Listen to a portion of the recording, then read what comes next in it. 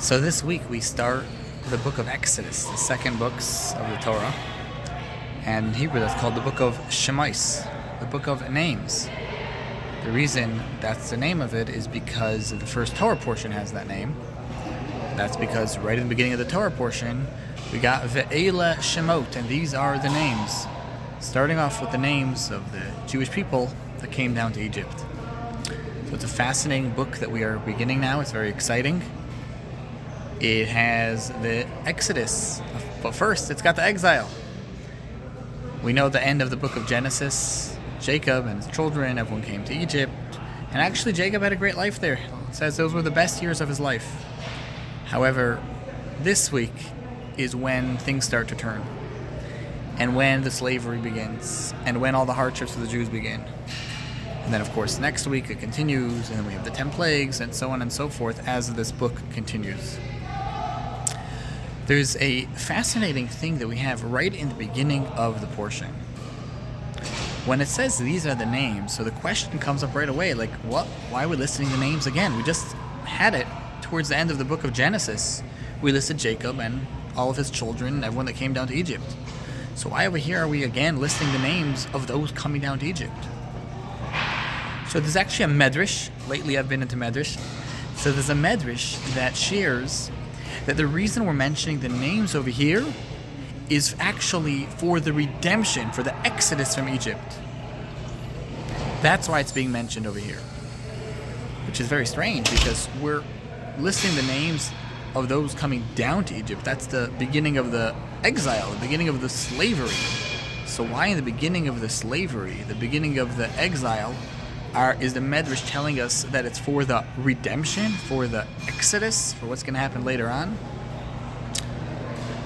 So one of the ways to understand it is based on another Medrash, again, into Medrash lately, that it says one of the things that was a problem for the Jewish people and why God ultimately brought the whole slavery about, of course, was part of a greater plan, but what was going on then was the Jews started to assimilate and to really go in the ways of the Egyptians, and it was really not the way God wanted the descendants of Abraham, Isaac, and Jacob to act.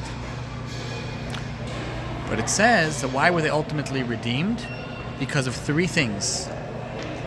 They kept their clothes. The Egyptians had their dress style, and as much as the Jews hung out with them, they didn't change that. They kept their language. They had their language, maybe the Yiddish or of the time, the Jewish language that they had. And the third thing is they kept their names. They were still Reuven, they were still Shimon, whatever Jewish name they had, they kept that. So based on that medrash, maybe it's connected. It's mentioning over here the names to say, oh, you know why in a few hundred years you're going to be redeemed? Because of these names. They saved you, you kept the names, that's why you're going to be redeemed. But the Rebbe actually points out that it's got to be deeper than that. Because it doesn't say like, oh, there's a hint over here, the names are mentioned to hint to it says they're here for the redemption. So what's going on? So one of the things that the Rebbe explains is a fascinating concept, and I think this is a lesson we all got to take. It has the names over here for the redemption, yes. Because right now when we're going into Egypt, that's part of the process. That's actually a part of the process. The fact that it looks problematic, challenging, hard, is only what it looks. But we don't see how it's part of the process. But it's really all part of the process. And I think we can all take a lesson in our life that whenever we have an obstacle or a challenge, we have to recognize that this is part of the process. If we recognize that it's part of the process, we'll be able to take it on straight on, be excited about the challenge, overcome it, and come to the best spot of the ultimate redemption. Stay well, have a wonderful Shabbat, and this is an exciting book we are jumping into. Shabbat Shalom.